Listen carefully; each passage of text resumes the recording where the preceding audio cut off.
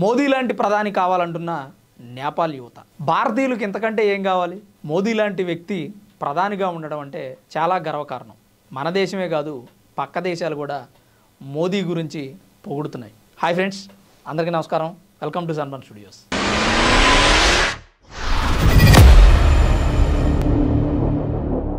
మీరు కూడా వినే ఉంటారు, మోదీ లాంటి ప్రధాని కావాలని నేపాల్ యువత మీడియాతో మాట్లాడుతున్నారు. ఒకవేళ ఈ వీడియో అందరూ చూసే ఉంటారు నాకు తెలిసి. చూడని వాళ్ళు ఎవరైనా ఉంటే మనం కూడా ప్లే చేద్దాం, ఒకసారి చూడండి. अब जब केपी शर्मा ओली भाग गए हैं यहाँ से, आपको क्या लगता है किस तरीके का नेता यहाँ पर होना चाहिए? मोदी जैसा यहाँ पे होना चाहिए. वो इंडिया का मोदी है ना, मोदी जैसा सरकार होता तो यहाँ पे पूरा थोड़ा कुछ आगे जाता. नेपाल भी कई देशों ने जान लेते. अब हमें आज नेपाल बहुत खुश है, इसीलिए है ना. अब सब वो मोदी जैसा सरकार आना चाहिए. लेकिन अब बालिन आ जाएंगे यहाँ पे. बालिन को చూశారు కదా, నేపాల్లో అలాంటి ఉద్రిక్త వాతావరణం నెలకొన్న నేపథ్యంలో గవర్నమెంట్ పడిపోయింది, ప్రధాని పరారైపోయాడు, మంత్రుల్ని ఈడ్చి కొట్టారు అక్కడ ఉన్నటువంటి యువత. జెన్జీ అని ఒక గ్యాంగ్ లాగా తయారయ్యి 25 సంవత్సరాల లోపు ఉన్నటువంటి యువత అంతా ప్రభుత్వం మీద వ్యతిరేకత తీసుకొచ్చారు.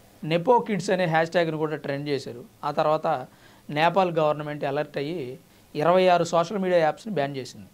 అది బ్యాన్ చేయడంతో యువత మరింత ఆగ్రహానికి లోనయ్యారు. మమ్మల్ని కంట్రోల్ చేయాలని చూస్తుంది నేపాల్ ప్రభుత్వం, ఎందుకు ఇట్లా కంట్రోల్ చేస్తున్నారు?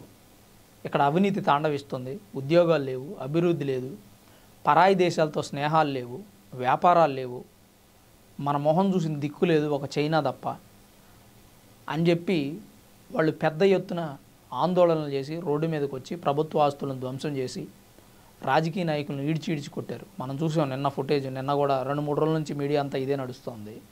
ఆర్థిక మంత్రిని ఫుట్బాల్ను తన్నాడు, ఎగిరి తంతే పోయి గోడకు తగిలి కింద పడ్డాడు. వెంటనే అతని పరిస్థితి ఏంటో తెలియదు. ఆ తర్వాత ఇంకా మంత్రులు పారిపోతుంటే వాళ్ళని కూడా వెంటాడి మరీ కొట్టారు. మాజీ ప్రధాని ఇంటికి నిప్పంటిచ్చారు. అతని భార్య ఆ ఇంట్లోనే ఉంది, ఆవిడ కూడా సజీవ దహనం అయిపోయింది.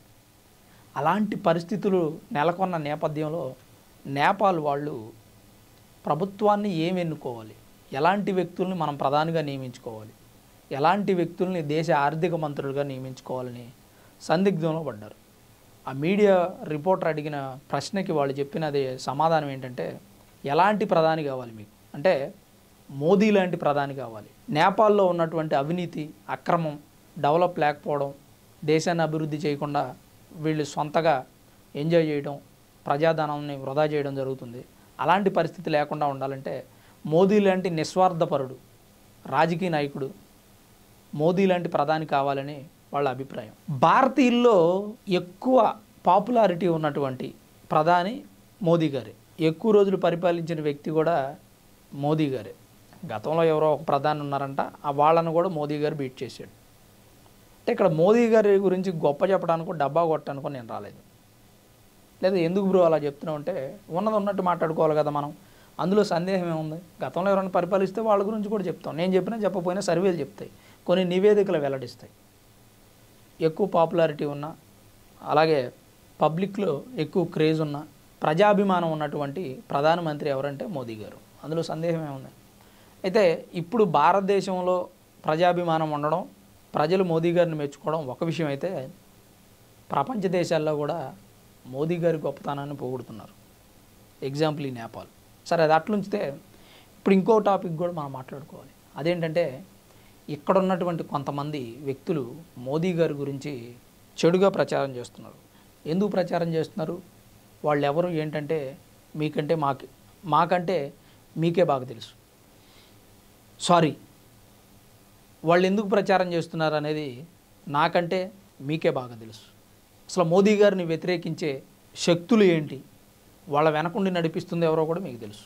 అక్రమంగా భారతదేశంలో ప్రవేశించినటువంటి వ్యక్తులకు సపోర్ట్ చేసే వ్యక్తులు మాత్రమే మోదీ గారిని వ్యతిరేకిస్తారు. భారతదేశం మీద గౌరవం లేని, భారతదేశం మీద ప్రేమ లేని వ్యక్తులే మోదీ గారిని కించపరిచేలా మాట్లాడతారు. మోదీ గారి తల్లిని అవమానించారు. మొన్న మనం చూసాము ఆ వీడియోస్ కూడా. మోదీ గారిని అవమానించారు. అమిత్ షా తల నరకాలంటుంది ఒక ఆవిడ, తృణమూల్ కాంగ్రెస్ ఎంపీ అంట. ఏం ఉపయోగం ఉంది? వీళ్ళంతా దేశాన్ని వ్యతిరేకించే వ్యక్తులు కదా. ఒక ఆవిడ అంటదే బంగ్లాదేశీయులకి అలాగే పాలస్తీనా వాళ్ళకి పాకిస్తాన్ వాళ్ళకి కూడా ఇండియాలో బతికే హక్కు ఉంటుందంటది. పెద్దవాళ్ళు అయిపోయారు కానీ నాకు మాటలు మామూలుగా రావు. కాకపోతే మనం దేశ విద్రోహ శక్తులాళ్ళు, సంఘ విద్రోహ శక్తులాళ్ళు, అలాంటి వాళ్ళ గురించి మనం ఏం మాట్లాడతాం? మాట్లాడినా మళ్ళీ మన టైం వేస్ట్. దేశభక్తులు ఎవరు, దేశ ద్రోహులు ఎవరు అన్న విషయం ప్రజలకు తెలుసు కాబట్టే ఇంతకాలం నుంచి మోదీ గారికి పట్టం కడుతున్నారు. అది తెలుసుకోలేని కొంతమంది మూర్ఖులు మోదీ గారిని వ్యతిరేకిస్తున్నారు. మోదీ గారిని వ్యతిరేకిస్తున్నారు అని నేను ఫీల్ అవట్లా. కానీ దేశం కోసం పనిచేసే వ్యక్తులను గౌరవించండి. మన దేశ గౌరవాన్ని ప్రపంచ దేశాలకు చాటి చెప్పిన వ్యక్తిని గౌరవించండి. భారతదేశం అనేది ఒకటి ఉంది, ఇండియన్స్ ఉన్నారు ఇక్కడ, 4వ ఆర్థిక వ్యవస్థగా ఎదిగింది, భారతదేశంతో పోటీ పడటం కూడా కొద్ది కష్టమే అని ప్రపంచ దేశాల వాళ్ళు మాట్లాడుకుంటున్నారు. మొన్న రీసెంట్గా కెన్యా ఆర్థిక మంత్రి అనుకుంటా ఆయన ఎవరో భారతదేశంతో శత్రుత్వం అంటే చాలా ప్రమాదం అని వ్యాఖ్యానించారు అమెరికా ట్రంప్కి. ఇట్లా ప్రపంచ దేశాల వాళ్ళు మనల్ని గుర్తిస్తున్నారు అంటే దానికి కారణం మోదీ గారు కాదా అని నేను అడుగుతూ ఉన్నా. మరి గతంలో ఎందుకు దేశానికి ఎంత గుర్తింపు రాలేదని అడుగుతూ ఉన్నా. అదేంటి బ్రో, నేపాల్ వాళ్ళు పొగిడారని సాఫీగా చెప్పావు కదా, ఇప్పుడు మళ్ళీ దేశ విద్రోహ శక్తుల గురించి ఎందుకు మాట్లాడుతున్నామంటే వాళ్ళు మన దేశ గౌరవాన్ని తగ్గించాలని ప్రయత్నం చేస్తున్నారు. అందుకని నేను మాట్లాడుతూ ఉన్నా. దేశ గౌరవాన్ని పెంచి ప్రపంచ దేశాల్లో మన స్థాయి ఏంటో చాటి చెప్పిన వ్యక్తి మోదీ గారు అయితే, మోదీ గారిని కించపరిచి భారతదేశం ఎదగట్లేదు. మొన్న రాహుల్ గాంధీ ఏమంటాడంటే డెడ్ ఎకానమీ అంట. ట్రంప్ మాట్లాడితే మనోడు కూడా అదే మాటకు సపోర్ట్ చేస్తాడు. అరే భయ్, మాకు 1.25 లక్ష పార్టీలు ఉండొచ్చు, మేమంతా ఇండియన్స్, మా ఇండియన్ ఎకానమీని డెడ్ ఎకానమీ అనడానికి నువ్వెవడవరా అని అడగలేకపోయాడు. పైగా వాడు ఎవడో అంటే మనోడు సపోర్ట్ చేస్తాడు. ఇంకేం మాట్లాడతాను చెప్పి వీళ్ళ గురించి. మొన్న ఓటు అధికార యాత్రలోనేమో జిందాబాద్ పాకిస్తాన్ అనే వాళ్ళతో సెల్ఫీలు దిగుతూ ఉంటారు. పశ్చిమ బెంగాల్, ఒరిస్సా, బీహార్ ఇలాంటి చోట్ల రోహింగ్యాస్ ఉన్నారా బాబు, అక్రమ వలసదారులు ఉన్నారు, వాళ్ళని వెళ్ళకూడదామని చెప్పి SIR తీసుకొచ్చి కరెక్షన్స్ చేస్తుంటే దాన్ని వ్యతిరేకిస్తారు. అంటే వీళ్ళకి భారతీయులు ఓటేయరు, అక్రమ వలసదారులు రోహింగ్యాస్ మాత్రమే వీళ్ళని ఎన్నుకుంటారు. ఎందుకంటే వీళ్ళని దేశంలోకి రానిచ్చింది వీళ్ళే కాబట్టి వాళ్ళనే సపోర్ట్ చేస్తారు.